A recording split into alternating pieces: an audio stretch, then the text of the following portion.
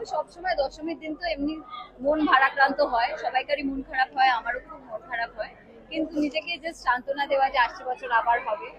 আর আরেকটা কথা, মন খারাপ হলেও সবসময় আমি জানি যে এই কটা দিন হয়তো উৎসবের মরশুম, আমরা সবাই উৎসবে মেতে উঠি, কিন্তু এটুকু কিন্তু জানি যে মা সবসময় সারা বছরটাই আমাদের সঙ্গেই থাকেন, মনে প্রাণে সবসময় মা আছেন, কারণ মা গেলে চলবে না, সংসার মা ছাড়া হয় না। পুজো কেমন কাটলো আপনার? পুজো দারুণ কেটেছে, যে ঠিক যেভাবে সবসময় কাটে এবারেও ভীষণ ভালো কেটেছে। আর যেটা আমি সবসময় বলি যে এই বাড়িতে আসলে আমরা কিরকম সবাই একটা ছোট হয়ে যাই, আমার বাবাও ছোট হয়ে যান, আমিও ছোট হয়ে যাই, কাবেরের বয়সেই হয়তো সবাই আমরা ফিরে চলে যাই একটা জায়গায়, সেই বাল্যকালটা ফিরে আসে। কিন্তু হ্যাঁ, খারাপ লাগছে কারণ সবাই এবার নিজেদের নিজেদের কাজে ফিরে যাবে, নিজেদের জীবনে ফিরে যাবে, আর সেইভাবে হয়তো সেই কন্ট্যাক্টটা থাকবে না। এমনিতে সারা বছর একটু আধটু দেখা হয়, একটু আধটু ফোনে কথা হয়, কিন্তু যেভাবে এই লাস্ট 3-4 দিন ধরে কন্টিনিউয়াসলি সকাল বিকেল রাত্রি দুপুর দেখা হচ্ছে, সেটা হবে না, তাই জন্য মন খুব খারাপ। আজকে নিরামিষ ভাঙা, হ্যাঁ আজকে বিসর্জনের পরে আজকে আমরা প্রথম আমিষ খাবো, মানে খেয়ে এসেছি, মানে যেটাকে বলে, কারণ বিসর্জনের পরে আমাদের খেতেই হয়, মাছ খেয়ে তারপরে বোধন হয়, তো সেই জিনিসটা হয়েছে। এবং রাত্রিবেলাও আমিষ খাওয়া হবে আজকে। দিদি মায়ের কাছে কি চাইলেন? সবাই যেন সুস্থ সুন্দর ভালো থাকে, সেটা আবার সবসময় ওই একটাই প্রার্থনা, যেন সবাই সুস্থ সুন্দর ভালো থাকে। কারণ আমার মনে হয় নিজের চেকলিস্ট করতে করতে না, সেটা ছোট বয়সে করতাম, মা আমাকে পড়াশোনা এটা করো, মা আমাকে ওইটা করে দিও, মা আমাকে এটা করে দিও, এরকম করতাম।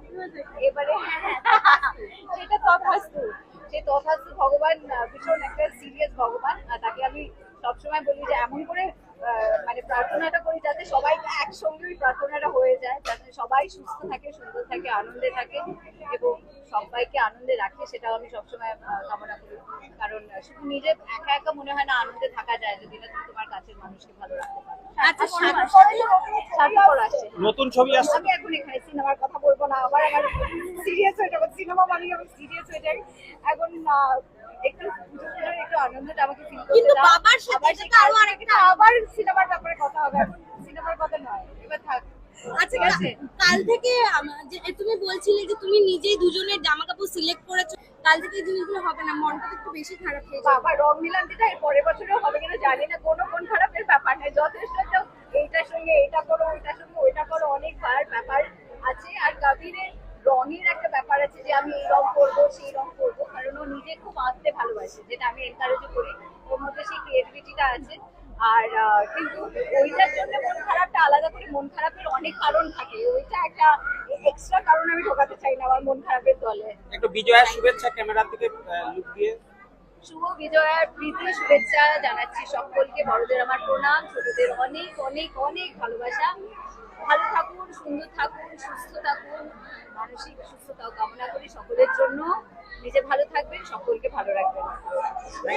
Thank you. আমি ভাবতে পছন্দ করছি যে ও ভীষণ মজা করেছে কাব্যা, কারণ পুরো সময়টাই ও বেশ সবাইকার কোলে কোলে ঘুরে বেড়াচ্ছিল, এবং প্রচন্ড ঢাক ঢোল কাঁসর ঘন্টা শাঁখের আওয়াজে ছিল। ডেফিনেটলি ওরও মনে হয় যে লাস্ট 3 দিনের পরে আজকের দিনটা একটু ফাঁকা ফাঁকা লাগবে, কিন্তু হ্যাঁ পরের বছর থেকে হয়তো আরেকটু একটু একটু করে বুঝতে শিখবো। আজকের দিনটা আপনার কাছে কতটা স্পেশাল বা কতটা আবেগের, এই যে বিদায়ের যে সময়?